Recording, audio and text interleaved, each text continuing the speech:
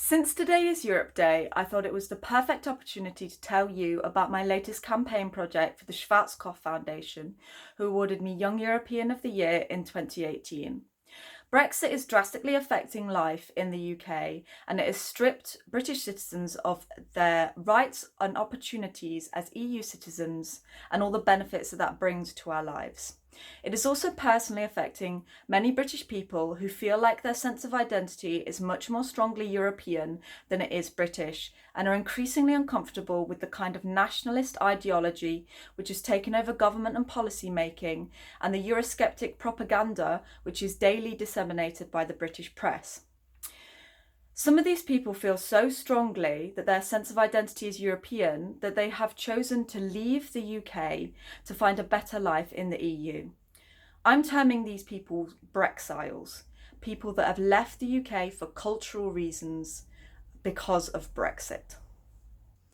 I have decided to document the stories of these Brexiles because I think there is a lot that pro-EU campaigners can learn about building solidarity from the stories of these people who have left their homes, their friends, their family behind and chosen a European identity of solidarity, equality, diversity and peace over a nationalist British identity.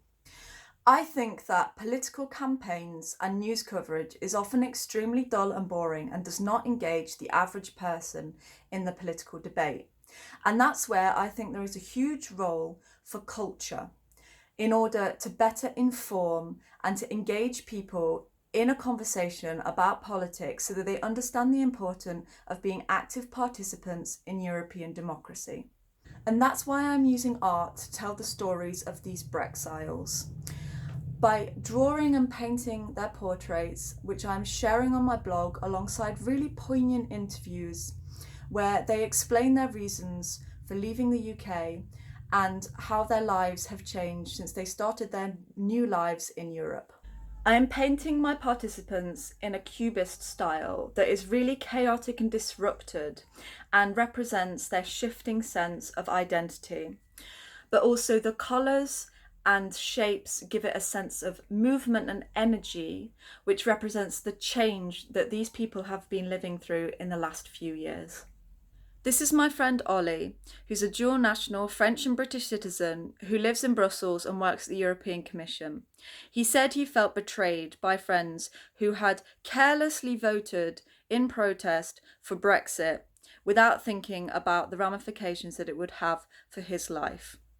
He also felt personally devastated as the son of an immigrant who felt like his family was never wanted in the UK. My aim is to find and tell the stories of Brexiles living across the EU 27, because I think there's so much that Europe can learn in terms of campaigning for solidarity to prevent tragedies like Brexit happening in other member states. You can follow the stories on my blog at www.madeleinak.com/blog, where I will be sharing their portraits and their interviews over the coming months.